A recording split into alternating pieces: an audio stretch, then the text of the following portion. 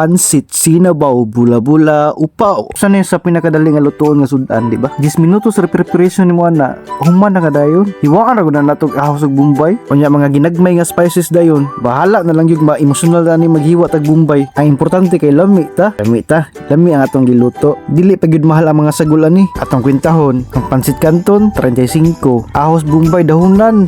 Kwintahon na to mga 30. Apil ng paper ana ha. Unya subakan na to mga sobra-sobra sa balay. Di nanagay lami nga sudan. Basic rate kay ni lutuon.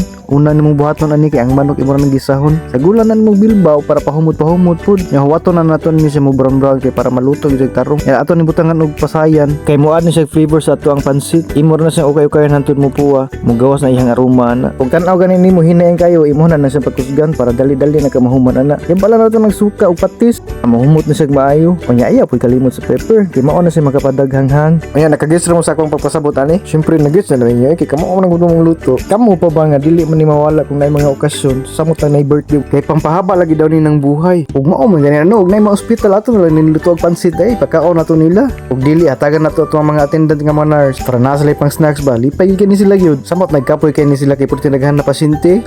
Layo na kitag naabtan ani banabot at ospital ani. Pasabot na gyud nga wala tay lain mga istorya. Ug mo interact lang siguro mo ani akong vlog no. Na siguro ko istorya ani ba maluto ko magkuntit-kuntit ko na koy resulta na. Bulol-bulol ng agi na to ani. Guys, ang pasabot ako ba og interact mo nya na may pabuhat sa ako anaro ko mag-bus over ani. Kay nainit naman itong giluto no ato na nibutangan og Carca Water District. Papuno sa iyang sabaw ba para mahumok na ito ang pansit canton. Nya huwato lang naton ni maabot ng 100 degrees Celsius boiling point.